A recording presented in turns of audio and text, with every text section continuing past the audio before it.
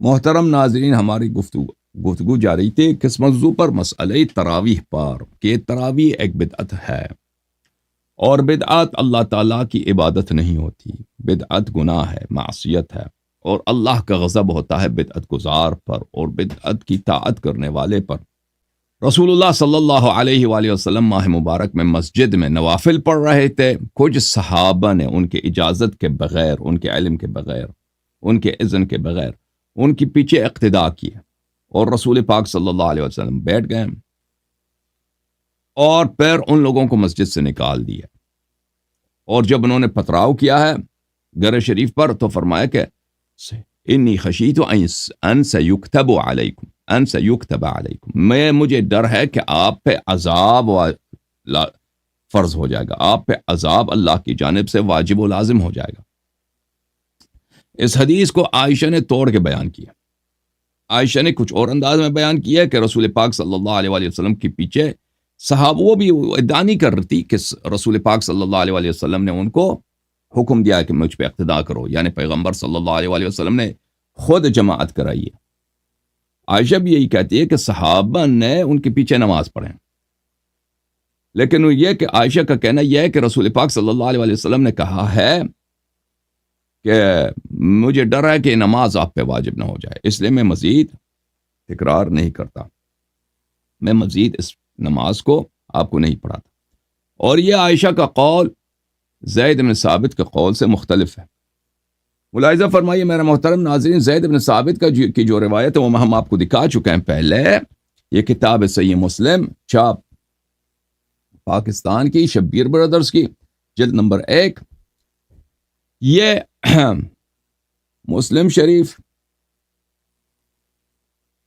حدیث نمبر 1722 زید بن ثابت سے روایت ہے کہ رسول پاک صلی اللہ علیہ وآلہ وسلم نے ایک حجرہ بنایا تھا یا حجیرہ بنایا تھا، بخصفۃ او حصیر، شٹائی سے یا کھجور کے درخت کے شاخوں سے۔ رسول اللہ صلی اللہ علیہ وآلہ وسلم اس میں نکل کر نماز پڑھتے تھے۔ فتتبع الیہ رجال، کچھ لوگ ان کے پیچھے لگ گئے، انہوں نے پیچھا کیا پیغمبر کا۔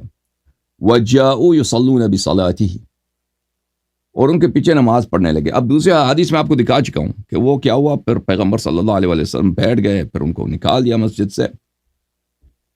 قال ثم جاءوا لیلۃ، پھر اگلے رات کو آ گئے۔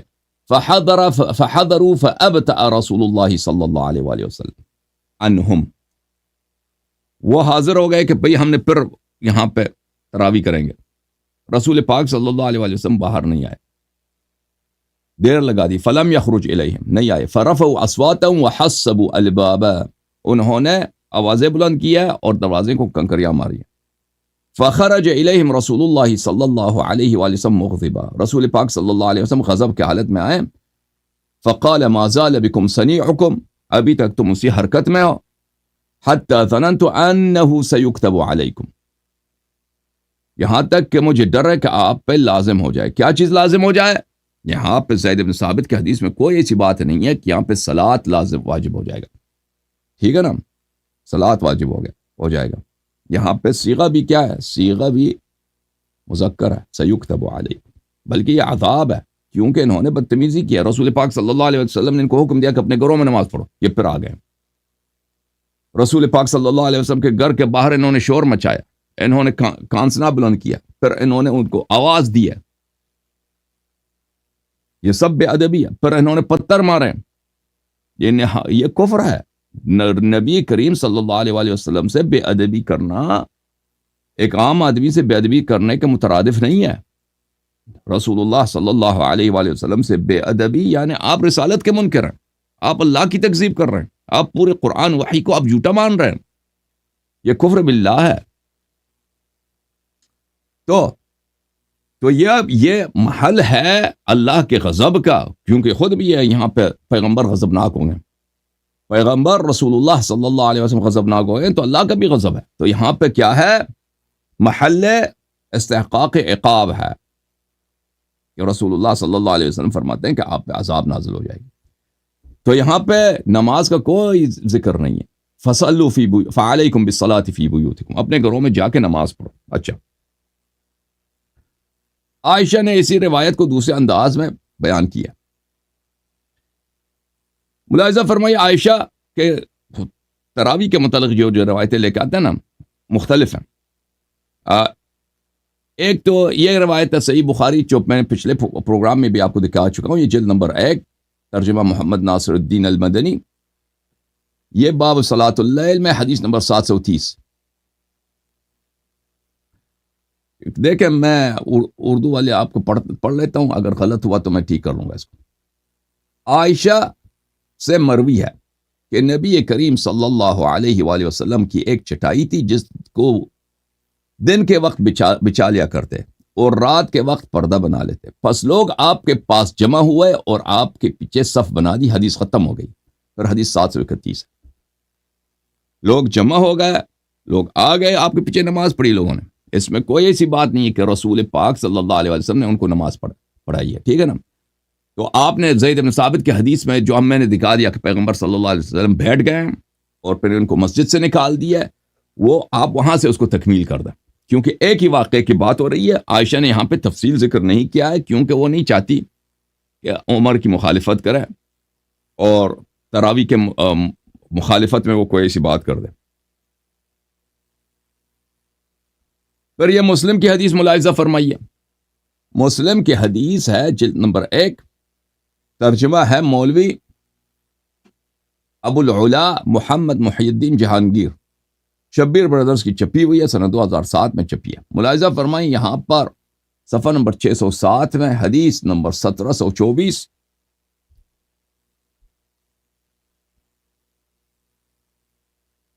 عائشہ سے روایت ہے نبی کریم صلی اللہ علیہ وسلم نے اپنے لیے ایک چٹائی کا ایک حجرہ مسجد نبوی صلی اللہ علیہ وسلم کے ایک کونے میں تعمیر کروایا جہاں آپ رات کے وقت نوافل ادا کیا کرتے تھے.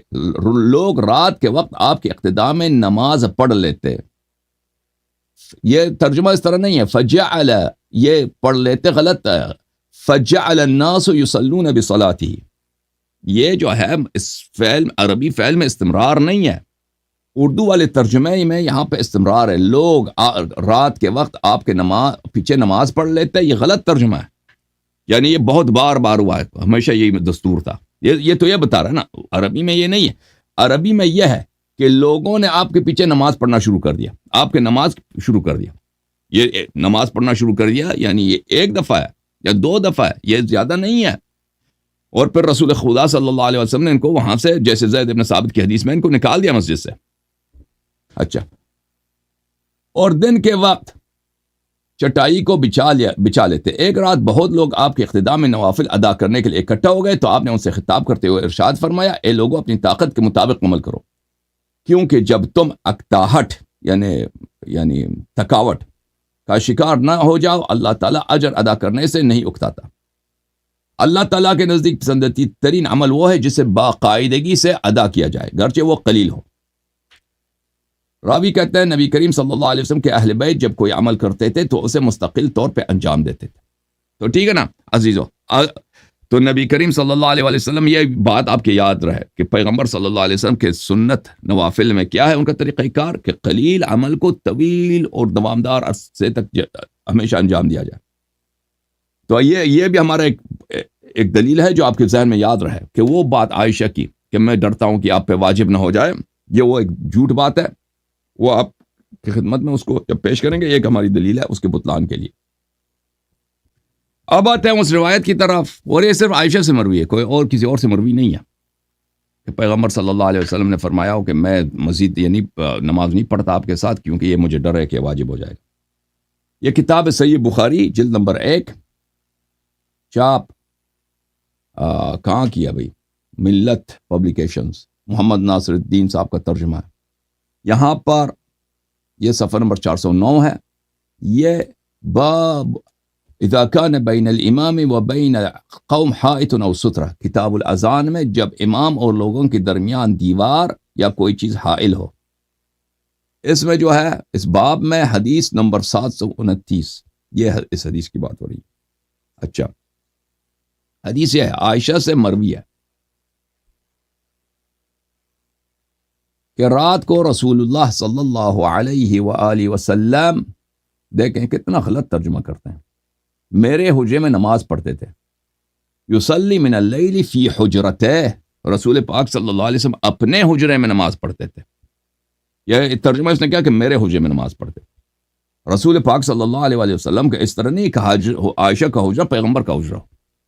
ان کا اپنا بھی، رسول روایات میں یہی ملتا ہے کہ ان کا اپنا بھی ایک حجرہ ہوتا تھا جہاں سے وہ ملاقات کرتے تھے، لوگ ملنے آتے تھے. ٹھیک ہے نا. یہ بہت غلط ترجمہ کرتے ہیں جماعت عمریہ. رسول پاک صلی اللہ علیہ وآلہ وسلم یصلی من اللیل فی حجرتہ، اپنے حجرے میں، وہ اپنے حجرے میں نماز پڑھا کرتے تھے. وجدار الحجرۃ قصیر، اور اس حجرے کی دیوار نیچی تھی. لوگ اچھا یہ جس حجرے کی بات ہو رہی ہے نا، یہ غلط بیوقوف آدمی، یہ وہی چٹائی والے حجرے کی بات ہے جس کی دیوار نیچی تھی. وَإِلَّا جو رسول پاک صلی اللہ علیہ وسلم کا اپنا حجرہ ہے جہاں وہ رہتے ہیں، یا عائشہ کا حجرہ، اس کا دیوار اوپر ہے، اس کا چھت بھی ہے. سمجھ میں آ رہی نا؟ وہ تو چھت بھی ہے، وہ تو پورا کمرہ ہے رہائش کے لیے. یہ جس حجرے کی بات ہو رہی ہے یہ وہ چٹائی والی حجرے کی بات ہو رہی ہے. یہ ترجمہ بہت ہی غلط ہے یہاں پر. اور میرے حجرے کی دیوار نیچی تھی، وہ اس عائشہ کے حجرے کی بات ہی نہیں ہو رہی. یہ کس حجرے کی بات ہو رہی ہے؟ یہ وہ چٹائی والی چٹائی والی حجرے کی بات ہو رہی ہے، جو ایک عارضی طور پہ ایک حجرہ بناتے تھے وہ مسجد میں. دن کو وہ چٹائی کو بچھاتے تھے، رات کو اس کو ایک چار دیواری بنا کے اس میں نماز پڑھتے تھے. اچھا، لوگوں نے نبی کریم صلی اللہ علیہ وسلم کا جسم اطہر دیکھا تو لوگ آپ کے پیچھے نماز پڑھنے لگے. فرأى الناس شخص النبی صلی اللہ علیہ وآلہ وسلم فقام اناس یصلون بصلاته، تو لوگ ان کے پیچھے نماز پڑھنے لگے. ٹھیک ہے نا. اچھا، تو یہ کس بات پہ دلالت کرتا ہے کہ یہ جماعت جو ہوئی ہے یہ رسول پاک صلی اللہ علیہ وسلم کے حکم سے، ان کے اذن سے نہیں ہوئی ہے. یہ تقدم علی اللہ وعلی الرسول ہے صلی اللہ علیہ وآلہ وسلم. یا ایھا الذین آمنوا لا تقدموا بین یدی اللہ ورسولہ، کہ اللہ اور رسول صلی اللہ علیہ وسلم پہ تقدم نہ لو. اس سے کیا مراد ہے؟ بہت سارے مفسرین نے یہی تفسیر کیا ہے کہ اللہ اور رسول صلی اللہ علیہ وسلم کا کوئی جب حکم نہ آئے تو تم اس پہ عمل نہ کرنا، اس کا وہ کام انجام نہ دینا. اور جب اللہ اور رسول صلی اللہ علیہ وسلم نے کسی بات سے نہیں فرمائے تم اس کو اپنے لیے ممنوع نہ بنانا کہ ہم یہ کام نہیں کر سکتے. تو یہ جو جماعت ہوئی ہے، لازمی عائشہ کی بات واضح ہے کہ رسول پاک صلی اللہ علیہ وسلم چٹائی کے کمرے میں نماز پڑھ رہے ہیں، تو یہ صحابہ ان کے پیچھے لگ گئے. اچھا، فَأَصْبَحُوا فَتَحَدَّثُوا بِذَلِكَ فَقَامَ اللَّيْلَةَ الثَّانِيَةَ. وہ کیا ہوا بھائی کہ صبح ہو گئی، لوگ اٹھ گئے، ایک دوسروں کو خبر دی کہ بھئی کل ہم وہاں پہ گئے تھے نماز پڑھنے رسول پاک صلی اللہ علیہ وسلم. اب عائشہ، وہ دوسری بات ہے جو زید بن ثابت کے حدیث میں ان کو سارا سینسر کیا ہوا ہے کہ رسول پاک صلی اللہ علیہ وسلم بیٹھ گئے، ان کو وہاں مسجد سے نکال دیا کہ جاؤ اپنے گھروں میں نماز پڑھو، وہ سب وہ سینسر ہے اس حدیث میں. اچھا، صبح لوگوں نے اس بات کا ذکر کیا. فقام معه اناس يصلون، دوسری رات جب آپ نے قیام فرمایا تو لوگوں نے آپ کے پیچھے نماز پڑھی. فقام معه اناس يصلون بصلاته صنعوا ذلك ليلتين او ثلاثا، لوگوں نے ایسا 2 یا 3 رات کیا. حتی اذا كان بعد ذلك، اس کے بعد رسول پاک صلی اللہ علیہ وسلم جلس رسول اللہ صلی اللہ علیہ وسلم فلم يخرج، بیٹھ گئے اور باہر نہیں نکلے. تو پتہ چلا کہ یہ حجرہ کون سا حجرہ تھا؟ یہ حجرہ مسجد کے اندر تھا. یہ حجرہ وہی چٹائی والا حجرہ تھا کہ رسول پاک صلی اللہ علیہ وسلم باہر نہیں نکلے، یعنی اپنے جو ان کا جہاں پہ رہائش تھا وہاں سے نہیں نکلے. فلما اصبح ذکر الناس فقال، جب صبح ہوئی ہے تو لوگوں نے اس کا ذکر کیا تو فرمایا انی خشیت ان تکتب علیکم صلاۃ اللیل، مجھے خوف ہے کہ رات کی نماز تم پر فرض نہ فرما دی جائے، رات کی نماز تم پہ فرض نہ فرما دی جائے. اب یہاں پہ دو روایتیں ہیں، ٹھیک ہے نا، اس مسئلے میں. ایک روایت ہے زید بن ثابت کی اور ایک ہے روایت ہے عائشہ کی. تو اس میں کون سی روایت یہاں پہ؟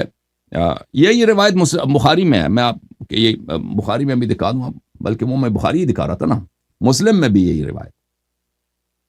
زیادہ وقت آپ کا نہیں لیتا، وہ مسلم میں بھی ہے اسی طرح کے الفاظ کے ساتھ، کہ میں ڈرتا ہوں کہ یہ آپ پہ واجب نہ ہو جائے.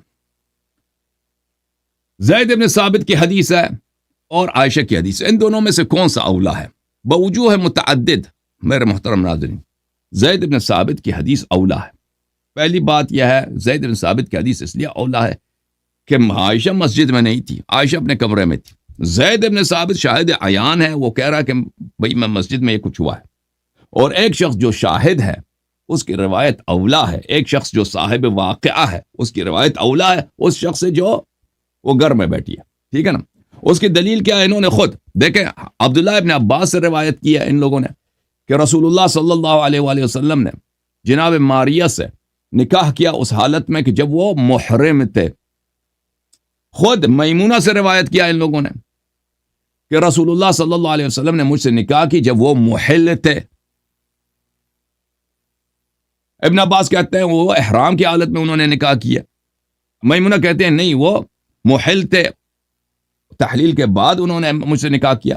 تو انہوں کے علماء خود انہوں نے کہا کہ ان دو روایتوں میں کون سا اولا؟ کہا کہ روایت کس کی اولا؟ میمونہ کی روایت اولا, کیونکہ وہ صاحب واقع, وہ شاہد آل ہے, نکاح اس کے ساتھ ہوئی, عبداللہ ابن عباس کے ساتھ تو نہیں ہوئی. یہ کتاب العدہ فی اصول الفقہ للقاضی ابی یعلا الفراء الحنبلی, المجلد الاول, کتاب چھپی 1990 میں. یہاں پر روایتوں میں اگر تضاد آ جائے, تعادل و تراجیح میں مرجحات میں سے ایک کیا ہے؟ الثالث ان يكون احد الراويين مباشرا لما رواه لان المباشر اعرف بالحال, کہ دو روایتوں میں ایک کا راوی مباشر ہو, اس نے واقعہ اپنی چشمدید دیکھا ہو. ایک واقعہ ایک دوسرا کمرے میں, عائشہ کمرے میں اپنے گھر میں بیٹھی ہے, ایک مسجد میں, کس کا روایت زیادہ مورد اعتماد ہے؟ طبعا جو مسجد میں جس نے دیکھا ہے. ومثاله في ما قلنا, اب وہ مثال دیتے ہیں کہ ابو رافع نے روایت کیا, خود ابو رافع نے کس سے روایت کی؟ خود میمونہ سے روایت کیا. نکح میمونہ وهو, معاف کیجیے گا, وهو محل. وابن عباس سے روایت کیا, میں آپ کو یہ دکھا دوں, نکح میمونہ وهو حلال یعنی محل. اچھا محل. وہ ابن عباس نے روایت کی نکح میمونہ وہ محرم, تو اس میں سے کون سا اولا؟ ملاحظہ فرمائیے,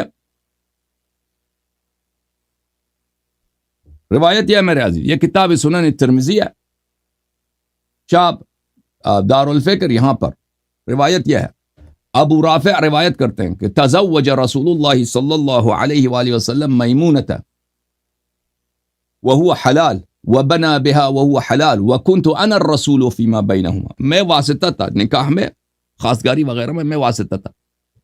دوسری جو روایت خود میمونہ سے, میمونہ نے کہا تزوجنی رسول اللہ صلی اللہ علیہ وهو حلال.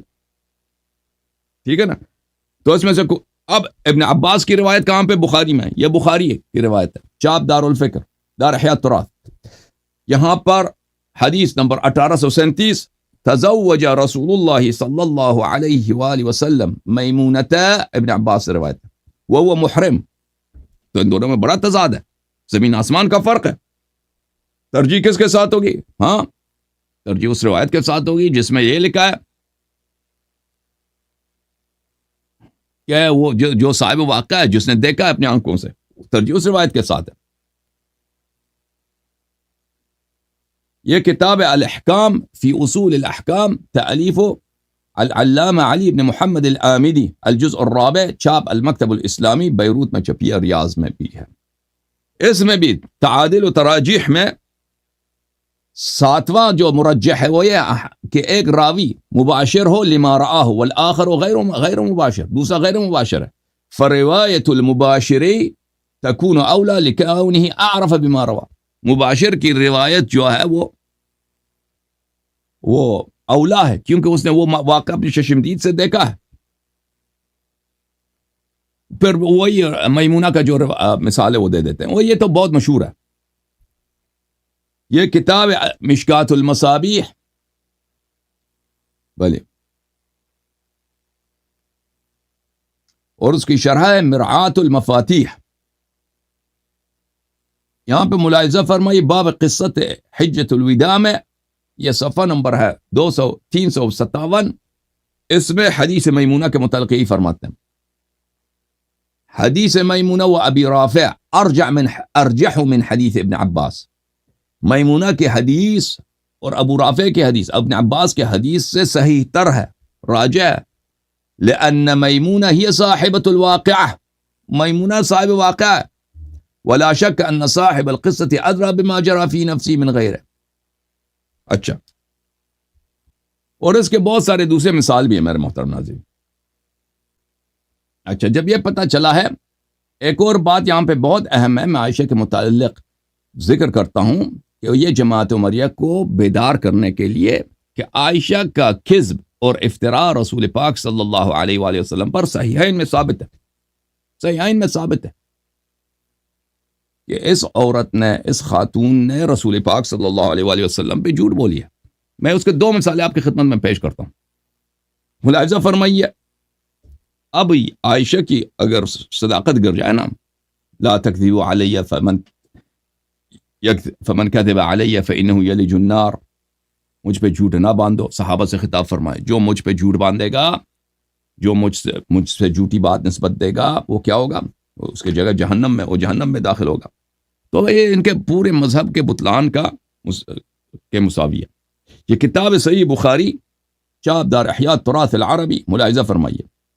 یہاں پر کتاب التفسیر میں ملاحظہ فرمائیے، صفحہ کون سا ہے بھائی؟ صفحہ ہے حدیث نمبر 4009. صفحہ یہاں پہ اسکین نہیں ہوا، کوئی بات نہیں. حدیث نمبر 4912. ان عائشہ خود عائشہ سے روایت ہے، اس نے خود اقرار کیا کہ میں نے رسول پاک صلی اللہ علیہ وسلم پہ بہتان افترا کیا. قالت، اس نے کہا، کان رسول اللہ صلی اللہ علیہ وآلہ یشرب عسلا عند زینب ابنت جحش. رسول پاک صلی اللہ علیہ وآلہ وسلم اپنے زوجے، جو ان کے رشتہ دار بھی ہے، جو ان کے پھوپھی کی لڑکی بھی ہے، ان کے پاس جاتے تھے اور ان کے پاس ان کو پسند تھا، شہد کھاتے تھے، وہاں پہ شہد نوش فرماتے تھے. وَيَمْكُثُ عِنْدَهَا، اور وہ وہاں پہ ٹھہرتے تھے اپنے پھوپھی کے پھوپھی کے لڑکی کے پاس، جو ان کی زوجہ بھی ہے، ٹھہرتے تھے. فَوَاطَيْتُ أَنَا وَحَفْصَةُ، تو میں نے اور حفصہ نے سازش کی ہے. اللہ اکبر. ایتنا دخل علیہا فلتقل لہ، آپ میں سے، ہم دونوں میں سے، ہم نے آپس میں سازش کی ہے، پیکٹ بنایا کہ رسول پاک صلی اللہ علیہ وسلم ہم میں سے کسی بھی دو کے پاس آ جائے تو ہم جھوٹ کہیں گے ان سے. کیا جھوٹ کہیں گے ان سے؟ اکلت مغافیر، آپ نے مغافیر کھایا. مغافیر عرب میں ایک مادہ ہوتا ہے جو بہت ہی بدبو ہوتی ہے، اس سے بہت ہی قبیح بو آتی. انی اجد منک ریح مغافیر، ہم آپ سے، ہمیں بدبو آ رہی ہے، آپ سے تعفن اور نتن اور بدبو آ رہی ہے مغافیر کی. قال لا، تو جب ہم نے یہ کہا تو انہوں نے کہا کہ نہیں، میں نے تو ایسا نہیں پیا. ولکنی کنت اشرب عسلا عند زینب، میں نے تو زینب کے پاس گیا تھا، میں نے وہاں پہ عسل کھایا. تو پتہ یہ چلا کہ انہوں نے، یہ تو اس کے بہت سارے اس کے قصے ہیں اسی کتاب میں، بخاری میں اور مسلم میں نے اختصار کے ساتھ بیان کیا کہ انہوں نے خود نہ اللہ سے ڈرایا، نہ روز جزا سے ان لوگوں نے ڈرایا. رسول پاک صلی اللہ علیہ وسلم کے حیات میں ان کے منہ پر ان لوگوں نے جھوٹ بولا، عائشہ اور حفصہ نے. اچھا، یہ کتاب صحیح بخاری بترجمت الشیخ ستار الحماد، جلد نمبر 4، چاپ سعودی عرب دار السلام میں چھپی ہے. یہ حدیث نمبر 4912، صفحہ نمبر 835، ترجمہ ملاحظہ فرمائیے.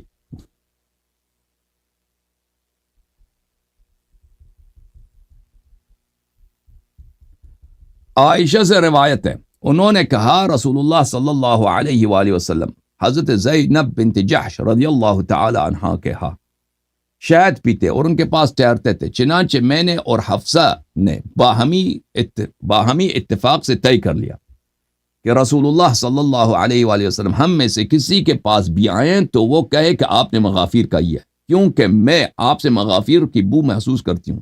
چنانچہ جب آپ تشریف لائے تو منصوبے کے مطابق یہی کہا گیا، یعنی جھوٹ بولے لوگ.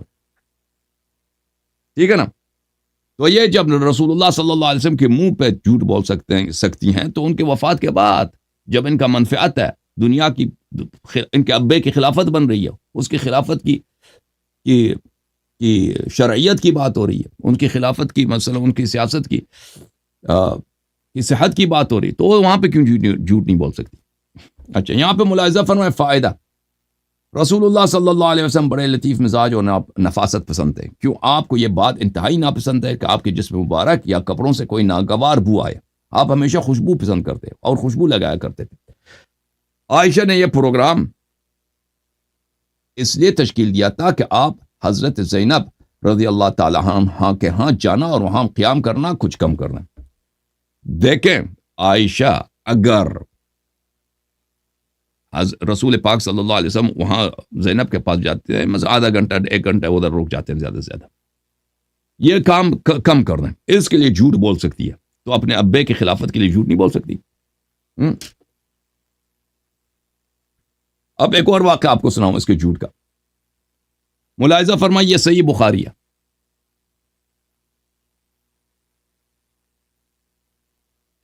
جلد نمبر 1، ترجمہ محمد ناصر الدین المدنی.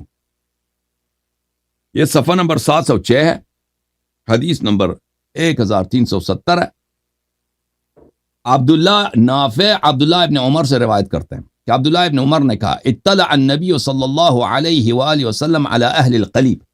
رسول پاک صلی اللہ علیہ وآلہ وسلم نے جنگ بدر کے بعد حکم دیا صحابہ کے کہ وہ کفار کے سردار جن کی اکثریت ہمارے آقا ہمارے سید امیر المؤمنین علیہ الصلوۃ والسلام کے دست مبارک سے جہنم واصل ہو چکے تھے، ان کو ایک کنویں میں ڈال دیں، ان کے اجساد کو. تو ان کے اجساد کو صحابہ نے کھینچ کے اس کنویں میں ڈال دیا. اس کو قلیب بولتے ہیں، قلیب بدر. اور صحابہ کرام جب نشہ کرتے تھے نا شراب کی، تو اسی قلیب بدر والوں کے لیے وہ نوحہ سرائی کرتے تھے. آپ کو میں نے اشعار سنائے تھے نا، یاد ہے آپ کو؟ کیونکہ دل میں ان کا وہی تھا، قلیب والوں کے ساتھ، اس کنویں والوں کے ساتھ ان کے دل میں درد تھا. جب نشہ ہوتا تھا تو نوحہ پڑھتے تھے ان کے. اچھا، تو ان کو کنویں میں ڈال دیا. پھر وہ اس کنویں کے اوپر آ گئے. فقال وجدتم ما وعد ربکم حقا، کیا آپ نے جو اللہ نے وعدہ کیا تھا آپ سے اس کو حق پایا؟ اللہ کی عذاب، میری رسالت وغیرہ مرنے کے بعد پتہ چلا نہیں پتہ چلا آپ کو؟ فقیل له تدعو امواتا، لوگوں نے کہا آپ تو مردوں کو پکار رہے ہیں. یہ تو شرک ہے. آپ مردوں کو پکار رہے ہیں. فقال، یہ بولنے والا بھی عمر بن خطاب تھا، اعتراض کرنے والا. فقال ما انتم باسمع منهم ولكن لا يجيبون، آپ ان سے زیادہ میری بات کو نہیں سمجھ سکتے. آپ میری بات ان سے زیادہ، وہ میری بات کو ان سے بہتر نہیں سنتے. ہائے ہائے، جن سے کافر مردے جن سے بہتر رسول پاک صلی اللہ علیہ وسلم کی بات کو سنتے ہیں. ٹھیک ہے نا؟ کیا صحابت ہے. ابو جہل کا لاشا ان سے رسول پاک صلی اللہ علیہ وسلم کی بات کو بہتر سنتا ہے. اچھا، لیکن یہ جواب نہیں دے سکتے کیونکہ یہ مر چکے ہیں. اچھا، روایت یہ ہے، ابن عمر سے روایت ہے، نبی صلی اللہ علیہ وسلم گڑھے والے کفار کے پاس تشریف لے گئے، وہی بدر میں جو گڑھا تھا، جو کنواں تھا، اور فرمایا جو تمہارے رب نے وعدہ کیا تھا تم نے اسے سچا پایا؟ عرض کی گئی کہ آپ مردوں کو پکار رہے ہیں. فرمایا تم ان سے زیادہ نہیں سنتے لیکن وہ جواب نہیں دے سکتے. ٹھیک ہے نا؟ اچھا، اسی کو ایک دوسرے سند کے ساتھ ہم بیان کریں بھائی صاحب. یہ بخاری جلد نمبر 2 ہے، جلد دوم. ٹھیک ہے نا بھائی؟ یہ صفحہ نمبر ہے 774، حدیث نمبر ہے 3974. یہاں پر انس بن مالک نے روایت کی ابو طلحہ سے. میں اس کو بڑا کر دیتا ہوں تاکہ آپ لوگ اس کو اردو میں پڑھ لیتے ہیں بھائی. ٹھیک ہے نا؟ انس بن مالک نے حضرت ابو طلحہ سے روایت کی ہے کہ نبی کریم صلی اللہ علیہ وآلہ وسلم نے بدر کے دن کفار قریش کے 24 سرداروں کی لاشوں کو ایک کنویں میں پھینکنے کا حکم فرمایا تھا. چنانچہ ان گندے لوگوں کو ایک گندے کنویں میں پھینک دیا گیا. آپ کی عادت کریمہ تھی کہ جب کسی قوم پر غلبہ حاصل ہوتا تو 3 راتیں وہاں قیام فرما رہے. جب میدان بدر میں تیسرا دن آیا تو اپنی سواری کو حکم فرمایا. چنانچہ آپ کی اونٹنی پہ کجاوا کس دیا گیا. جب آپ چل پڑے تو صحابہ کرام بھی آپ کے پیچھے چل دیے. اور ان حضرات کا بیان ہے کہ ہم تو یہ سمجھتے تھے کہ آپ کسی حاجت کے لیے جا رہے ہیں، یعنی کسی کام کے لیے جا رہے ہیں. حتیٰ کہ آپ اسی کنویں کے مندیر پر جا پہنچے اور ان لوگوں کے نام مع ولدیت لے کر مخاطب فرمایا کہ اے فلان ابن فلان، اے فلان ابن فلان، کیا یہ بات تمہیں اچھی لگتی ہے کہ تم اللہ اور رسول صلی اللہ علیہ وسلم کا حکم مانتے؟ بے شک ہمارے رب نے ہم سے جس چیز کا وعدہ فرمایا تھا وہ تمہیں مل گئی یا نہیں؟ راوی کا بیان ہے کہ عمر نے عرض کی، یا رسول اللہ، آپ ایسے جسموں سے کلام فرما رہے ہیں جن کے اندر روحیں نہیں ہیں۔ عمر نے کیا کہا تھا؟ عمر نے کہا، یا رسول اللہ، ما تکلم من اجساد لا ارواح لها، یہ کیا کام کر رہے ہیں؟ مردوں سے بات کر رہے ہیں آپ، یہ کوئی کام ہے بھائی؟ رسول صلی اللہ علیہ وسلم نے کیا فرمایا؟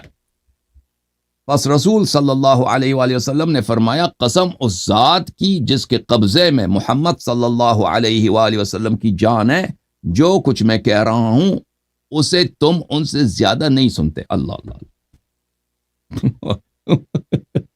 یعنی ابو جہل کی لاش رسول صلی اللہ علیہ وآلہ وسلم کی بات کو عمر سے بہتر سمجھتا، ٹھیک ہے نا؟ یہی تو مطلب ہے اس کا۔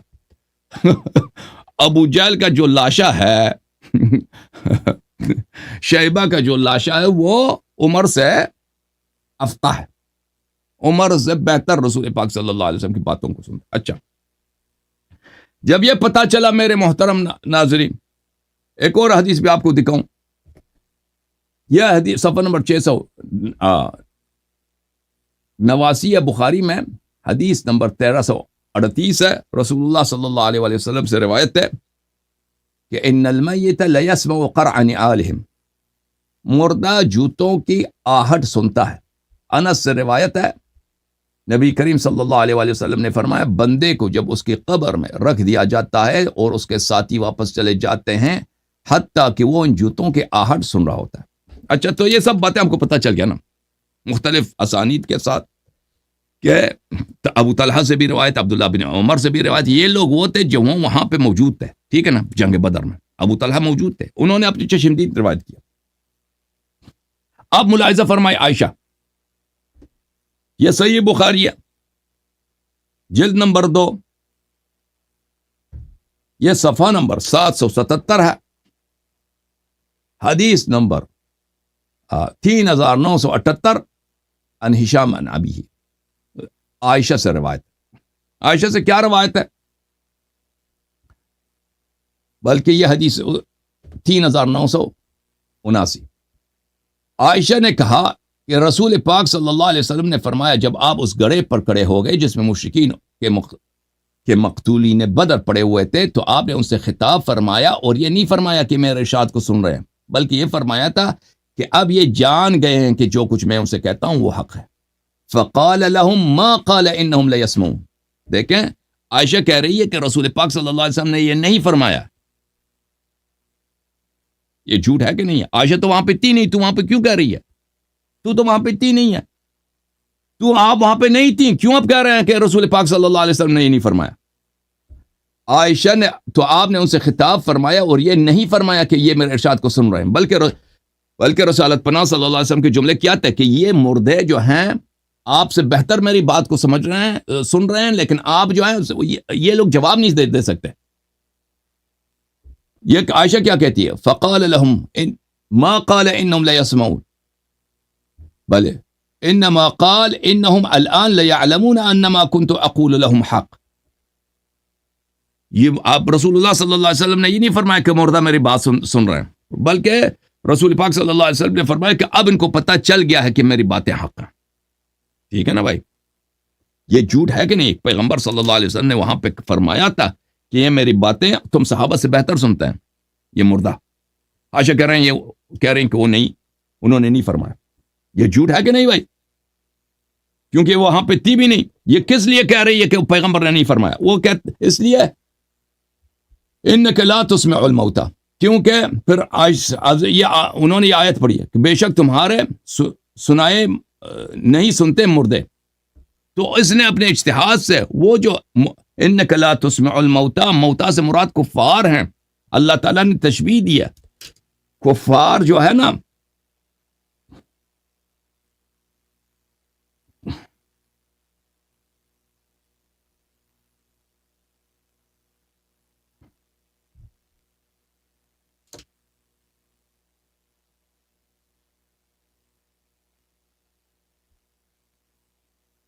کفار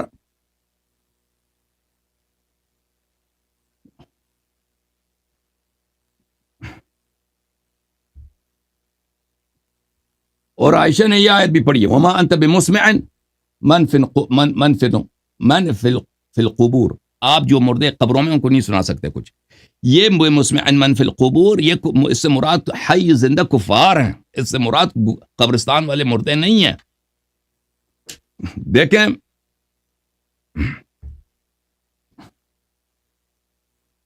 عرض یہ ہے کہ عائشہ نے اپنی اجتہاد کی وجہ سے، قرآن کے نہ سمجھنے کی وجہ سے، اس نے ایک صحیح حدیث کی تکذیب کی اور رسول پاک صلی اللہ علیہ وسلم پہ جھوٹ بولا ہے کہ پیغمبر نے ایسا نہیں فرمایا. یہ کتاب تفسیر القرآن العظیم لابن کثیر الدمشقیہ، الجزء السادس، چاپ دار طیبہ للنشر والتوزیع. ملاحظہ فرمائیے انک لا تسمع الموتى ولا تسمع الصم الدعاء اذا ولوا مدبرین. آپ مردے کو نہیں سنا سکتے، آپ بہرے کو نہیں سنا سکتے، اور جب آپ ان کو سناتے ہیں تو یہ پیٹ موڑ کے یہ بھاگ جاتے ہیں. یہ کون سے مردے ہیں جو پیٹ بھاگ جاتے ہیں؟ یہ کون سے مردے ہیں جو بہرے ہیں؟ اور بھائی یہ زندہ کفار ہیں. اللہ نے ان کو، کیونکہ یہ بات سنتے ان پہ اثر ہی نہیں ہوتا حق بات کا، اس لیے ان کو مردہ بولا. اچھا، فرمایا اس آیت کی تفسیر میں انک لا تسمع الموتى ای لا تسمعهم شيئا ينفعهم فكذلك هؤلاء على قلوبهم غشاوة وفي آذانهم وقر الكفر. یہ کفار ہیں اسی طرح کہ آپ مردے کو ایک ایسی چیز سنا دینا کہ ان کو اس کا فائدہ ہو. مردے کو نہیں سنا سکتے، مردہ سن تو لے لیتا ہے، اب اس کو کلمہ پڑھائیں، اس کلمہ پڑھنے کا مردے مرنے کے بعد کیا فائدہ؟ ٹھیک ہے نا، اس طرح مراد ہے اس کا. قرآن مجید کفار کو مردہ بولا ہے اس لیے کہ ان کے دلوں پہ پردہ ہے اور ان کے کانوں پر کفر کا ایک حائل دیوار ہے. اچھا،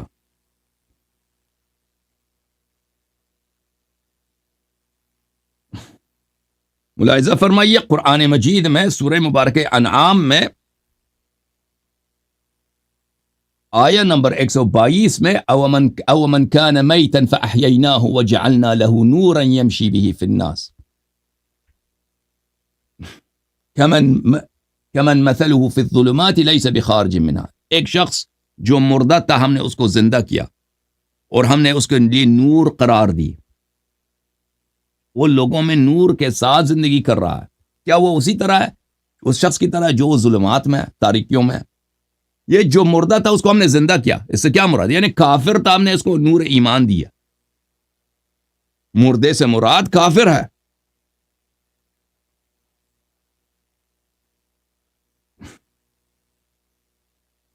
یہ کہنے کا مقصد یہ ہے میرے محترم ناظرین کہ یہاں پہ عائشہ نے اپنی اجتہاد کی وجہ سے ایک آیت کو غلط سمجھا ہے، اس کی وجہ سے وہ رسول پاک صلی اللہ علیہ وسلم پہ جھوٹ باندھ رہی ہے. کہتے پیغمبر نے یہ نہیں کہا، حالانکہ پیغمبر نے کہا. تو پتہ یہ چلا کہ عائشہ کی باتوں پہ متعدد وجوہ کی وجہ سے کوئی اعتبار نہیں ہے. اب یہ سمجھ آیا تو آتے ہیں اس بات کی طرف میرے محترم ناظرین کہ یہ جو عمدہ دلیل ہے جماعت عمریہ کا، جو سب سے اہم دلیل ہے جماعت مخالفین کا، کہ تراویح اس لیے رسول پاک صلی اللہ علیہ وسلم نے نہیں پڑھوایا مزید کہ وہ جو ہے وہ اس کے وجوب کا خدشہ تھا. اور یہ کس کی روایت ہے؟ عائشہ کی روایت، صرف عائشہ کی روایت، کسی اور کی روایت نہیں ہے. دیکھیں زید بن ثابت کی روایت میں یہ نہیں ہے، کسی اور صحابی کی روایت میں یہ نہیں ہے کہ پیغمبر، اور کسی بھی روایت میں نہیں ہے کہ پیغمبر صلی اللہ علیہ وسلم نے تراویح پڑھوایا. روایات میں یہی ہے کہ صحابہ نے ان کے اذن کے بغیر ان کے پیچھے اقتداء کیا. مزید اس لیے نہیں گئے ہیں. زید بن ثابت کہ حدیث آپ نے دیکھا ہے، اور عائشہ کی حدیث میں یہ ہے کہ وہ ان کو ڈر تھا کہ حدیث جو ہے یہ نماز واجب ہو جائے گا. دیکھیں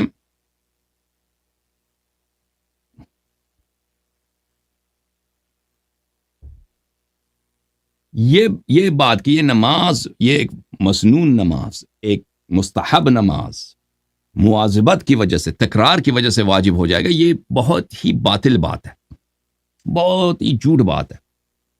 یہ قرآن اور سنت کے بہت سارے دلائل کے خلاف ہے۔ پہلی بات یہ ہے کہ شیعہ نے اور مخالفین دونوں فریقین نے روایت کی ہے کہ اور اللہ تعالیٰ نے رسول اللہ صلی اللہ علیہ وآلہ وسلم کو وعدہ دیا تھا شب معراج کہ میں نے دن رات میں 5 نمازیں واجب کی ہیں، اس سے مزید میں واجب نہیں کروں گا، اس سے زیادہ میں، اللہ نے وعدہ کیا شب معراج۔ جب یہ وعدہ کر چکا ہے اللہ تعالیٰ، تو کیسے ہو سکتا ہے کہ پھر وہ اس لیے کہ کچھ صحابہ جو ہیں کسی مستحب فعل کو، مستحب نماز کو، اس کو باقاعدگی سے انجام دیں، اس کو واجب کر دیں، اپنے وعدہ خلافی کریں۔ اور کتنی نمازیں تھے جو صحابہ باقاعدگی سے بجا لاتے تھے جو مستحب تھی، وہ واجب نہیں بنی۔ ملاحظہ فرمائیے کتاب صحیح بخاری چاپدار احیاء تراث العربی سنہ 2001 میں چھپی ہے، صفحہ نمبر 87، حدیث نمبر 349، کتاب الصلاۃ کیف فرضت الصلوات فی الاسراء، شب معراج نمازیں کیسی واجب ہو گئیں۔ تو اس میں یہ داستان ہے کہ رسول پاک صلی اللہ علیہ وسلم آسمان پہ گئے تھے، وہاں پہ پہلے 50 نماز واجب ہو گئی، حضرت موسیٰ علیہ السلام نے مشورہ دیا کہ کم کرا دو، کم کرا دیا، کم کراتے گئے، آخر میں 5 نمازیں رہ گئیں۔ جب 5 نمازیں رہ گئیں تو انہوں نے فرمایا ہی خمس وہی خمسون لا يبدل القول لدی، اللہ تعالیٰ نے کہہ دیا کہ یہ 5 نمازیں ہیں، میں اس کا اجر 50 نمازوں کا دوں گا۔ یہ 5 نمازیں ہیں، جو اس کو پڑھے میں ان کو 50 ہی نمازوں کا اجر دے دوں گا۔ لا يبدل القول لدی، میری بات تبدیل نہیں ہونی ہے، تبدیل نہیں کروں گا اس کو۔ اچھا،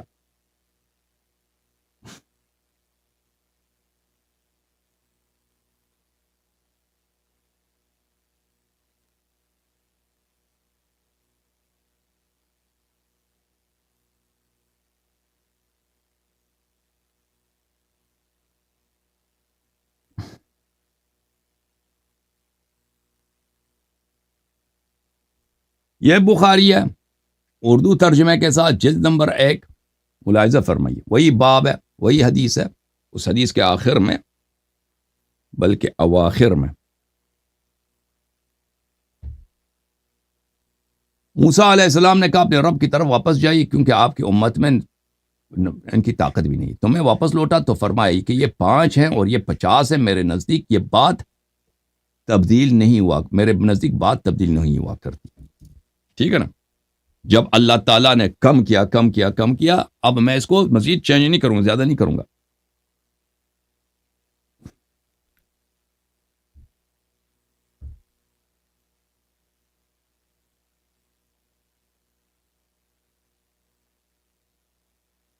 اور بخاری کے جلد نمبر 2 میں بھی یہ حدیث موجود ہے میرے محترم ناظرین، حدیث نمبر 3342۔ موسیٰ کے پاس گئے، موسیٰ نے کہا کہ اپنے رب کے پاس جاؤ اور ان سے کہہ دو کہ نمازیں کم کر دیں۔ اچھا، ہاں، تو کم کرتے گئے، میں اپنے رب کے بارگاہ میں جاتا رہا تو یہ 5 نمازیں رہ گئیں جو حقیقت میں 50 ہے، کیونکہ ارشاد باری تعالیٰ کہ میرے نزدیک یہ بات تبدیل نہیں ہوتی۔ دیکھیں، فراجعت ربی فقال هي 5 وهي 50 لا يبدل القول لدي۔ اچھا،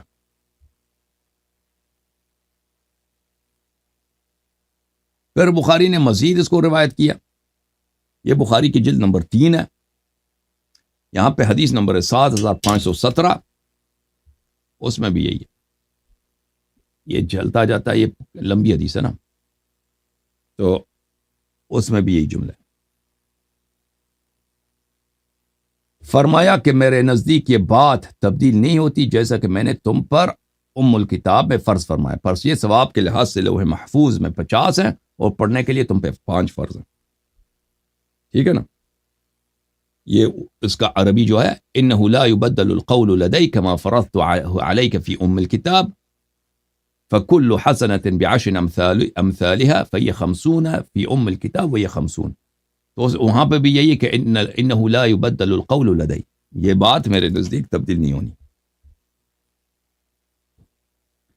اور یہ صرف بخاری میں نہیں، یہ مسلم میں بھی موجود ہے۔ یہ کتاب ہے مسلم، ترجمہ وحید الزمان صاحب کا ہے، یہ جلد نمبر 1 ہے، ملاحظہ فرمائیے، حدیث نمبر 415، صفحہ نمبر ہے 273، اس میں آگے جائیں تو یہ آ جاتا ہے۔ پھر میں لوٹ آیا اپنے پروردگار کے پاس، اس نے فرمایا، کیا فرمایا؟ 5 نمازیں ہیں اور وہ 50 کے برابر ہیں، میرے ہاں یہ بات نہیں بدلتی۔ اچھا، اللہ نے وعدہ دی کہ میں اس بات کو نہیں تبدیل کروں گا۔ اچھا، اب میں نے اس بات کو تبدیل نہیں، لا یبدل القول لدی، یہ قرآن کی آیت ہے اور یہ سورہ مبارکہ قاف میں۔ اس کی تفسیر کیا ہے میرے محترم ناظرین؟ یہ کتاب تفسیر مجاہد ابن جبر ہے، متوفہ سنہ 102، تحقیق دکتور محمد عبدالسلام ابو النیل، 1989 میں چھپی ہے۔ یہاں پہ ملاحظہ فرمائیے صفحہ نمبر 615 میں تفسیر سورہ قاف، ما یبدل القول لدی، مجاہد نے فرمایا قضیت ما انا قاض، جو فیصلہ میں نے کرنا تھا وہ کر لیا، اس کا فیصلہ میں کر چکا ہوں، اس کو میں چینج نہیں کر رہا۔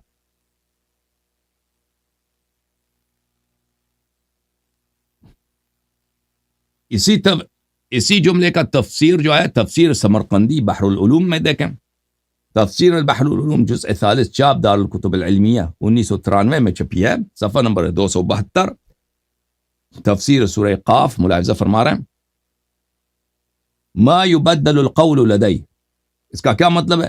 لا یغیر عن جہتہ، میرا کلام اپنی جہت سے تغییر نہیں پائے گا، ولا یحذف منہ، اس سے کچھ کم بھی نہیں ہوگا، ولا یزاد فیہ، اور اس میں اضافہ بھی نہیں ہوگا۔ میں نے جو بات کی ہے نا، میں نے جو 5 کہا اس میں کم بھی نہیں ہوگا، اس میں اضافہ بھی نہیں ہوگا۔ چینج نہ ہونے کا یہی مطلب ہے کہ میری بات جو ہے تبدیل نہیں ہوگی۔ ملاحظہ فرمائیے کتاب المغنی لابن قدامہ المقدسی ہے، جزء ثانی چاپ دار عالم الکتب، کتاب سنہ 1997 میں چھپی ہے۔ یہ کتاب الصلاۃ ہے، یہاں صفحہ نمبر 6 ہے، اس بات کی دلیل والصلوات المکتوبات 5 فی اليوم واللیلہ، کہ نماز جو مکتوب جو واجب ہے دن رات میں، وہ کیا ہے؟ وہ 5 ہی ہیں، دن رات میں 5 نمازیں ہی واجب ہے۔ اچھا، دلیل کیا؟ کہتا ولنا، ہماری دلیل یہ ابن شہاب زہری نے انس سے روایت کی کہ رسول پاک صلی اللہ علیہ وسلم نے فرمایا فرض اللہ علی امتی 50 صلاۃ فذکر الحدیث، وہی 50 والی نماز، معراج والی نماز، کہ اللہ تعالیٰ نے پہلے 50 نماز واجب کی تھے، پر کم کرتے گیا 5 رہ گیا۔ فرجعت الی ربی، میں نے رب سے مراجعہ کیا کہ کم ہو جائے بہتر ہے۔ قال هي 5 وهي 50 ما يبدل القول لدي متفق علیہ، یہ حدیث متفق علیہ۔ اللہ تعالیٰ نے کہہ دی کہ میں یہ 5 ہے، میں اس 5 کے کا جو ہے جزا جو ہے 50 نمازوں کا جزا دوں گا، اور یہ بات میرے نزدیک چینج نہیں ہونے والی ہے۔ تو اس بات کو ابن قدامہ کس بات کی دلیل لاتے ہیں؟ کہ دن رات میں 5 نمازیں ہی واجب ہیں، اس سے زیادہ واجب نہیں ہے، ٹھیک ہے نا، کیونکہ اللہ نے وعدہ دیا تھا، اللہ نے وعدہ دیا تھا، اس سے مزید نماز ہو ہی نہیں سکتے دن رات میں واجب۔ بدایت المجتہد و نہایت المقتصد، تالیف محمد ابن احمد ابن رشد ابن رشد دونوں، ایک حفید ہے، ایک اس کا دادا ہے، دادا فلسفی تھا اور جو حفید ہے پوتا جو ہے وہ مجتہد تھا۔ اچھا، یہ وہ پوتا ہے، متوفى سنہ 595، جزء اول چاپ مکتبۃ ابن تیمیہ 1415 میں کتاب چھپی ہے۔ یہاں پہ ملاحظہ فرمائی صفحہ نمبر 224 میں، اما الاحاديث التي مفهومها وجوب الخمس فقط بل هي نص في ذلك مشهور فمشهورة وثابتة، وہ احادیث جو واجب نمازیں صرف 5 ہیں، جن کا مفہوم یہی بنتا ہے، بلکہ ان کا نص یہی ہے، بہت یہ مشہور اور ثابت ہے۔ ومن ابینها في ذلك، اس میں سے جو سب سے واضح جو حدیث ہے وہی ہے جو اسراء والی حدیث ہے، فی حدیث الاسراء المشہور، کہ اللہ تعالیٰ نے فرمایا یہ 5 وہی 5 لا يبدل القول لدی، اللہ تعالیٰ نے فرمایا کہ 5 نمازیں میں اس کا اجر 50 دوں گا، اور میں اس کو چینج نہیں کرنا، میں نے نہ کم کرنا نہ زیادہ کرنا۔ تو عائشہ کا یہ فراڈ ثابت ہوا نہیں ہوا کہ رسول اللہ صلی اللہ علیہ وسلم اصل میں کیا فرمایا؟ صحابہ نے پتھراؤ کیا بھائی، آوازیں بلند کی ہے، پیغمبر صلی اللہ علیہ وسلم نے ان کو مسجد سے نکالا، یہ اگلے رات پر آ گئے پتھراؤ کیا، ٹھیک ہے نا۔ کس کو پتھراؤ کیا؟ نبی صلی اللہ علیہ وسلم کے دروازے اقدس کو پتھراؤ کیا۔ تو پیغمبر نے تو یہ فرمایا تھا کہ تم پہ عذاب نازل ہونے والی ہے، مجھے ڈر ہے کہ تم پہ عذاب نازل نہ ہو. اس نے چینج کیا اس کو کہ بھائی مجھے ڈر ہے کہ نماز واجب نہ ہو جائے، تاکہ وہ عمر کی سیاست خراب نہ ہو نا، عمر کی جو تراویح ہے. اور پتہ نہیں وہ شاید وہ ان پتراؤ کرنے والوں میں عمر اس کا باپ ابو بکر بھی ہوا ہوگا، تبھی تو اس نے یہ بنایا، تبھی تو اس نے بنایا نا، اس کو چینج کیا، وہ عذاب کو چینج کے نماز کے متعلق بنا دیا. یہ قرآن کریم ہے ما اردو ترجمہ، شاہ فہد لعنہ اللہ، قرآن کریم پرنٹنگ کمپلیکس. اس کتاب میں ملاحظہ فرمائیے، اس چاپ قرآن میں سورہ قاف ہے، ما یبدل القول لدی، میرے ہاں بات نہیں بدلتی. ٹھیک ہے نا. اس کی تفسیر میں انہوں نے کیا لکھا، یعنی جو وعدے میں نے کیے تھے ان کے خلاف نہیں ہوگا، بلکہ وہ ہر صورت میں پورے کروں گا. ٹھیک ہے نا. جب وعدہ دیا ہے کہ 5 ہے اور اس کو میں نے تبدیل نہیں کرنی ہے، تو وہ کیسے تبدیل کر سکتا ہے؟ یہ کتاب المحلی لابن حزم الظاہری ہے، جلد نمبر 2. یہ بہت بڑے مجتہد ہیں جماعت عمریہ کے، اور بہت محدث بھی بڑے ہیں. چاپ الادارہ المنیریہ، یہاں پہ ملاحظہ فرمائی صفحہ نمبر 229 میں حدیث اسراء میں آیا ہے کہ رسول اللہ صلی اللہ علیہ وآلہ وسلم نے فرمایا کہ رب تعالیٰ نے فرمایا یہ 5 و یہ 5 لا یبدل القول لدی، کہ 5 نمازیں، اس کا 50 کا اجر ہے اس میں، اور یہ بات تبدیل نہیں ہونے والی. فہذا خبر من اللہ عز وجل مأمون تبدلہ، یہ اللہ نے خود خبر دی ہے، مأمون تبدلہ، گارنٹی ہے کہ یہ تبدیل نہیں ہونے والی. مأمون تبدلہ یعنی اللہ کی جانب سے ایک گارنٹی ہے، اللہ نے انشور کیا ہوا ہے، اللہ نے 100% وعدہ کیا کہ اس کو تبدیل نہیں کرنا میں نے. فصح، اس لیے ان الصلوات لا تبدل ابدا عن 5، بس صحیح ہے کہ نماز جو ہے 5 سے چینج نہیں ہونے والے، نماز جو ہے 5 ہی واجب ہے، اس سے زیادہ نہیں ہونے والے.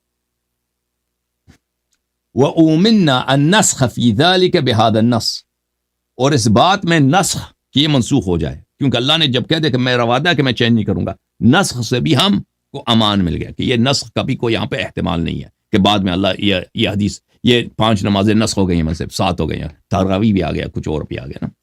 اللہ نے وعدہ کیا، تو جب اللہ نے شب معراج وعدہ کیا تھا حبیب صلی اللہ علیہ وسلم سے کہ میں نے مزید نمازیں واجب نہیں کرنی ہے، تو کیسے ہو سکتا ہے کہ پیغمبر کو ڈر ہو گیا مدینے میں کہ اب تو تراویح بھی واجب ہو سکتا ہے. ٹھیک ہے نا.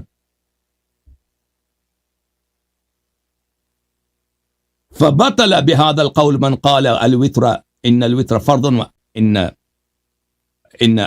تہجد اللیل فرض. اسی دلیل سے باطل ہو گیا اس شخص کا قول جو کہتا ہے نماز وتر واجب ہے یا نماز تہجد اللیل فرض ہے، اور نماز تراویح وہی تہجد اللیل ہے جو جماعت کے ساتھ پڑھی جاتی ہے نا.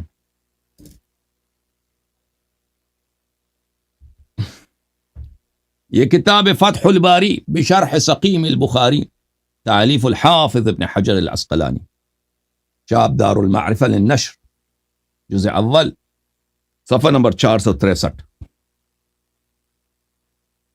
ودلت مراجعته صلی اللہ علیہ وآلہ وسلم لربه في طلب التخفيف تلك المرات كلها أنه علم أن الأمر في كل مرة لم يكن على سبيل الإلزام بخلاف المرة الأخيرة ففيها ما يشعر بذلك لقوله سبحانه وتعالى لا يبدل القول لدي. دیکھیں پہلے تو کیا تھا، 50 نمازیں تھیں نا، رسول اللہ صلی اللہ علیہ وسلم سے حضرت موسیٰ علیہ السلام نے کہہ دیا کہ کم کرا دو. رسول صلی اللہ علیہ وسلم نے اللہ سے مراجعہ کیا کہ یا رب اس سے کم کر دیں، اللہ نے کم کر دی، پھر گئے پھر کم کرا دی، پھر کم کرا دی، پھر کم کرا دی، تو 40 بنا دیا، 30 بنا دیا، 20 ہو گیا، 10 ہو گیا، آخر میں 5 ہو گیا. ٹھیک ہے نا.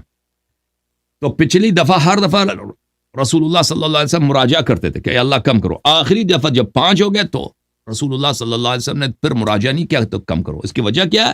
حافظ ابن حجر کہتے ہیں کیونکہ اللہ تعالیٰ نے وعدہ دی کہ اب میں نے اس کو چینج ہی نہیں کرنا، تو کیونکہ اللہ نے جب کہہ دیا میں نے چینج نہیں کرنا، رسول صلی اللہ علیہ وسلم کو بھی پتہ چل گیا کہ یہ چینج ہی نہیں ہونے والی، اس لیے مزید مراجعہ نہیں کیا کہ اس کو بھی مزید کم کیا جائے.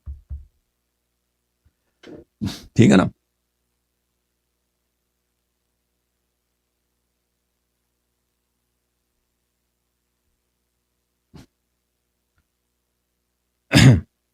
اب یہ تو پہلا ہمارا دلیل ہے میرے محترم ناظرین کہ یہ بات ہی غلط ہے.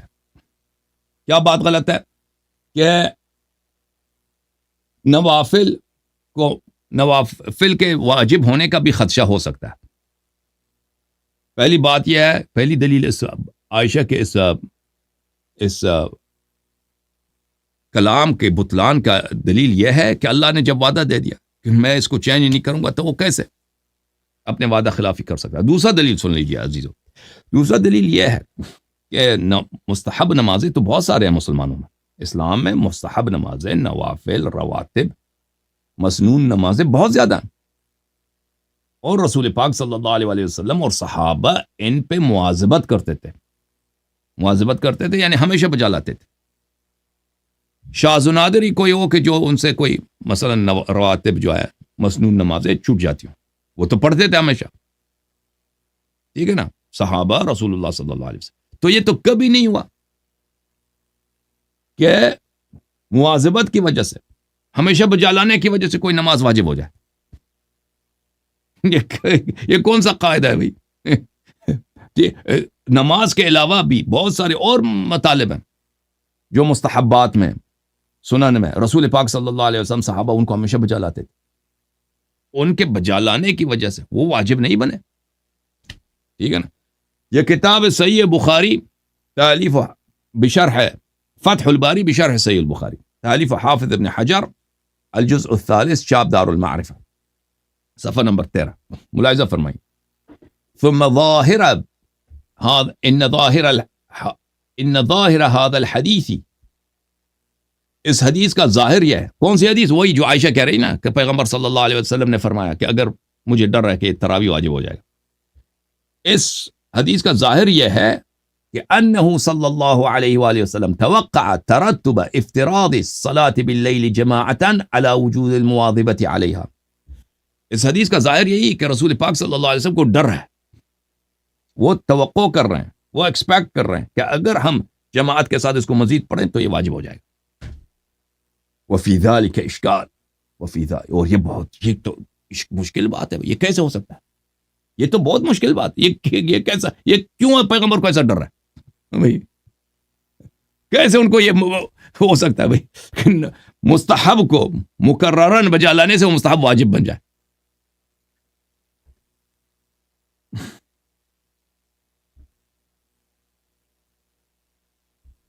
فرماتے ہیں ولا يخفى بعد هذا الاخير فقد واظب النبي صلی اللہ علیہ وآلہ على رواتب الفرائض وتابعه اصحابه ولم تفرض. کہتے ہیں یہ تو بہت بعید ہے. رسول اللہ صلی اللہ علیہ وآلہ وسلم نے ہمیشہ مواظبت کی ہے کہ نماز راتب، نماز نافلہ جو یومیہ دن رات میں مستحب ہوتی ہیں، ان کو ہمیشہ بجا لائے. صحابہ بھی ان کے اتباع کرتے تھے اسی بات پر، ہمیشہ بجا لاتے تھے، اور وہ کبھی واجب نہیں ہوا. اور پھر فرماتے ہیں وقد استشکل الخطابی، خطابی جو بخاری کے شراح میں سے، پرانے شراح میں سے، اصل هذه الخشية مع ما ثبت في حديث الإسراء من أن الله تعالى قال هي 5 وهي 50 لا يبدل القول لدي. خطابی نے کہا یہ کیسے پیغمبر کو ڈر ہو سکتا ہے جب لیلۃ الاسراء اللہ تعالیٰ نے وعدہ دیا کہ میں نے مزید نماز نہیں بنانا، میں نے مزید نماز واجب نہیں کرنا. فإذا أمن التبديل فكيف يقع الخوف من الزيادة. جب اللہ نے گارنٹی دے دی کہ میں نے اس 5 کو تبدیل نہیں کرنا، اس میں مزید اضافے نہیں کرنا، تو کیسے ہو سکتا ہے رسول اللہ صلی اللہ علیہ وسلم کو ڈر ہو کہ مزید نماز واجب ہو جائے گا، تراویح واجب ہو جائے گا. ٹھیک ہے نا؟ یہ کتاب ہے سبل السلام الموصلہ الی بلوغ المرام، تالیف محمد ابن اسماعیل الامیر الصنعانی، الجزء الثالث چاپ دار ابن الجوزی. کتاب چھپی ہے سنہ 1421 میں سعودی عرب میں. ملاحظہ فرمائیے صفحہ نمبر 25 ہے.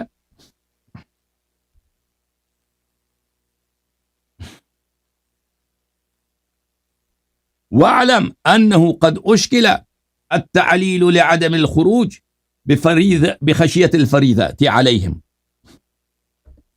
جان لو اس کتاب کے پڑھنے والے خبردار ہو جاؤ کہ علماء نے اشکال کیا کہ رسول پاک صلی اللہ علیہ وسلم مزید مسجد میں نماز نافلہ پڑھنے نہیں آئے. اس لیے پڑھنے لیے نہیں آئے کہ عائشہ کہتی ہیں کہ انہوں کو ڈر تھا کہ یہ کیا ہوگا، یہ نماز جو ہے واجب ہو جائے گا. یہ کیسے ہو سکتا؟ یہ مشکل ہے. علماء نے اشکال کیا ہے. کیوں؟ کیونکہ اللہ نے کہا یہ خمسن و یہ خمسن لا یبدل القول لدی.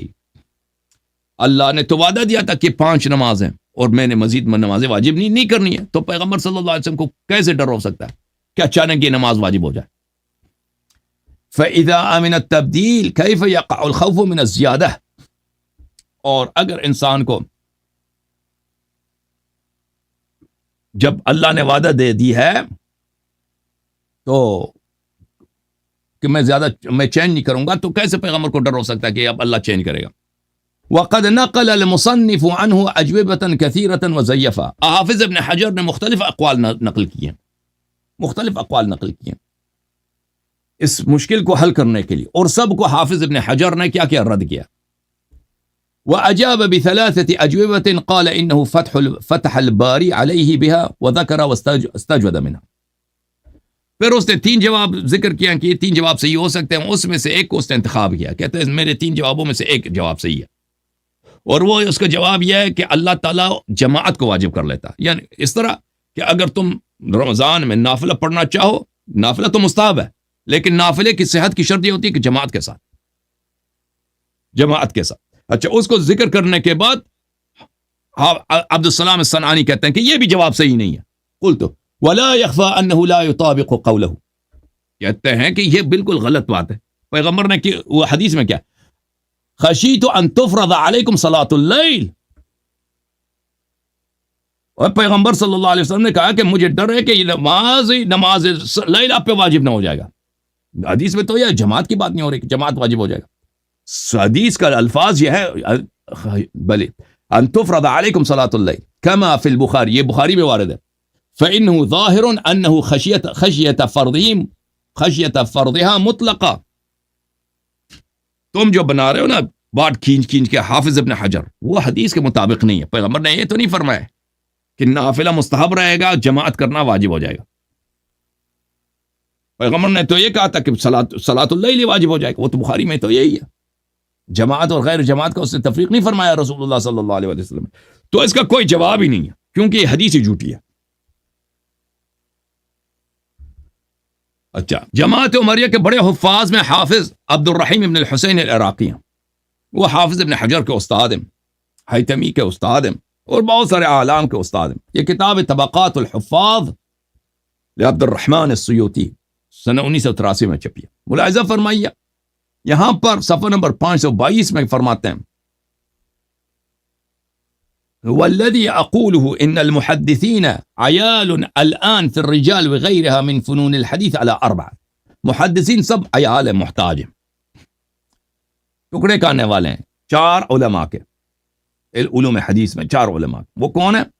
ایک حافظ مزی یوسف ابن کمال مزی، ایک حافظ محمد ابن عثمان ابن قیماز الذهبی، ایک حافظ عبد الرحیم ابن حسین العراقی، اور ایک حافظ احمد ابن علی ابن حجر العسقلانی. تو حافظ عراقی وہ ہیں جب سب محدثین اس کے محتاج ہیں.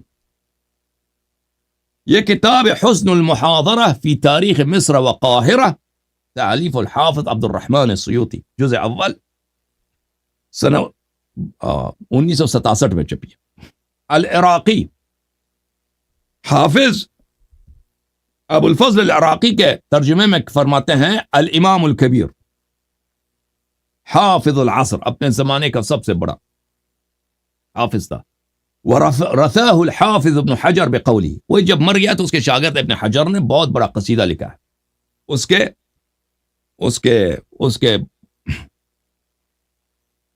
اس کی مصیبت میں، اس میں بہت ہی اس کی تعریف کی ہے حافظ ابن حجر نے. اچھا،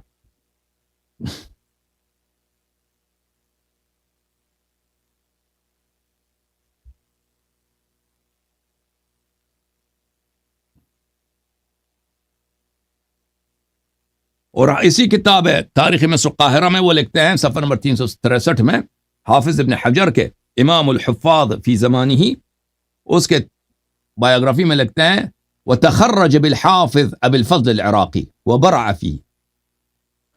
یہ شاگرد تھا حافظ ابن ابو الفضل العراقی کا. اچھا، اچھا حافظ العراقی کا آپ نے سن لیا بھائی، اس کے خصال حمیدہ اور اس کا اسٹیچر کہ کتنے بلند درجے کا وہ محدث ہے.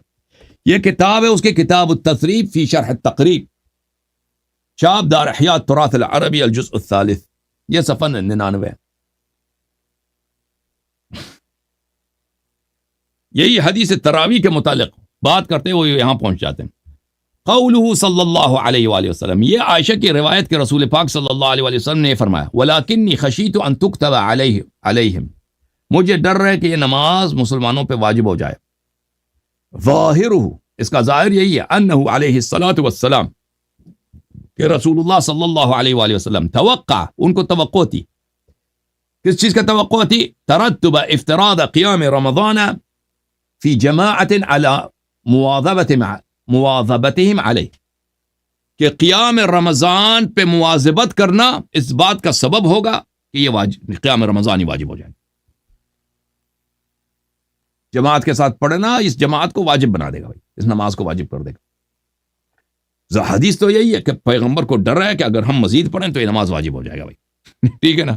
وفی ارتباط افتراض العبادت بالمواظبت علیہا اشکال، یہ کہتا ہے یہ تو ہو ہی نہیں سکتا بھائی، یہ تو مشکل ہے کہ آپ کسی مسنون عبادت کو، مستحب عبادت کو اگر تکرار کریں تو وہ واجب بن جاتی ہے. یہ کیا ڈرامہ ہے بھائی، لوگوں کے عقل کے ساتھ کھیل رہے، ڈرامہ بنائے بھائی. دین ہے، اگر مستحب کو انجام دے تو وہ واجب بن جائے. یہ کوئی ایوولوشن ہے کہ جو ہے منکی جو ہے ایپ جو ہے انسان میں بدل جاتا ہے. یہ تو اس طرح چینجز تو شریعت میں نہیں آتے کہ اگر کوئی تو مستحب کو کرتے کرتے جاؤ تو وہ واجب بن جاتا ہے. وَلَعَلَّ لِلْحَدِيث معنی غیر ظاہری، کہتا ہے حدیث کا شاید کوئی اور معنی ہے جو ہمیں سمجھ نہیں آ رہی. وَلَمْ أَرَ مَنْ كَشَفَ الْغِطَاءَ فِي ذَلِكَ، اور کہتے ہیں کہ مجھے آج تک کوئی عالم، کوئی حافظ نہیں ملا جس نے اس حدیث کو حل کیا، اس اشکال کو حل کیا. اس اشکال کو کوئی حل ہے ہی نہیں بھائی، اس اشکال کو کوئی حل نہیں ہے کہ مجھے ڈر رہے کہ تراویح واجب، کیونکہ یہ حدیث ہی جھوٹ ہے. اصل میں وہاں پہ عذاب، نزول عذاب کی بات ہو رہی تھی، جیسے میں نے آپ کو مسلسل کہہ دیا. یہ کتاب الکوثر الجاری الی ریاض احادیث البخاری، تالیف احمد ابن اسماعیل ابن عثمان ابن محمد الکورانی الحنفی، متوفی سنہ 893، چاپ دار احیاء التراث العربی بیروت لبنان میں سنہ 2008 میں چھپی ہے. اس کتاب میں میرے محترم ناظرین صفحہ نمبر 363 میں ملاحظہ کریں.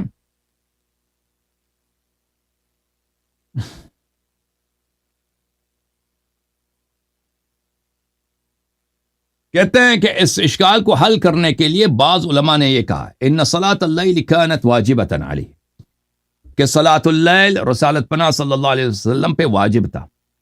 واصحابہ کانوا یقتدون بہ، اور اصحاب جو ہے رسول پاک صلی اللہ علیہ وسلم کے اقتداء کرتے تھے. پیغمبر پڑھ رہے ہیں تو ہم بھی پڑھیں.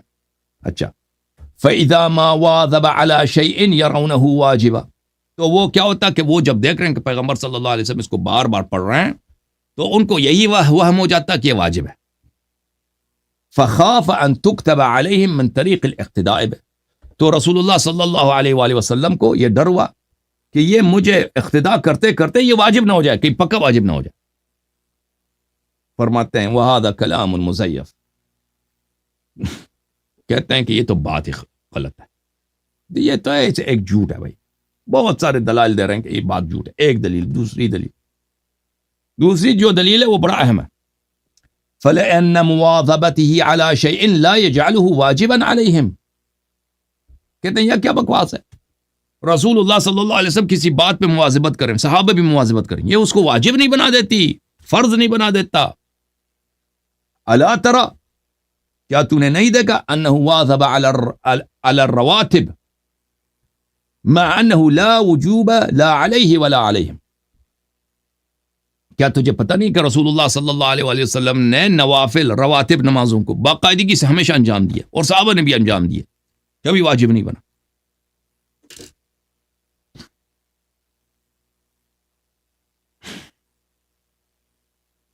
یہ کتاب ہے کوثر المعانی الدراری فی کشف خبایا سقیم البخاری، تالیف العلامہ المحدث محمد الخضر الشنقیطی، متوفی سنہ 1254، الجزء التاسع 9واں مجلد، چاپ مؤسسۃ الرسالہ 1995 میں چھپی۔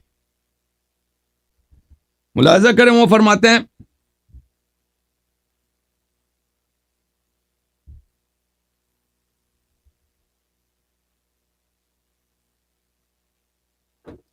بعض علماء نے اس طرح کہا ہے، کان حکم النبی صلی اللہ علیہ وآلہ انہ اذا واظب على شيء من اعمال البر واقتدى الناس به فيه انہ یفرض علیہم۔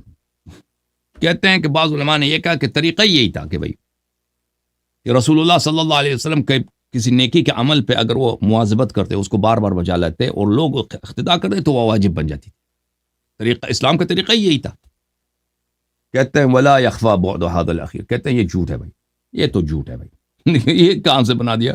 لانه علیہ الصلاۃ والسلام قد واظب على رواتب الفرائض وتابعه اصحابه ولم تفرض۔ رسول اللہ صلی اللہ علیہ وسلم نے کتنی نمازیں ہمیشہ پڑھتے تھے، رواتب وغیرہ، کتنے اعمال خیر بجا لاتے تھے، واجب نہیں ہوئے۔ صحابہ بھی ان کے اقتداء کرتے تھے، واجب نہیں ہوئے۔ یہ سب بکواس ہے۔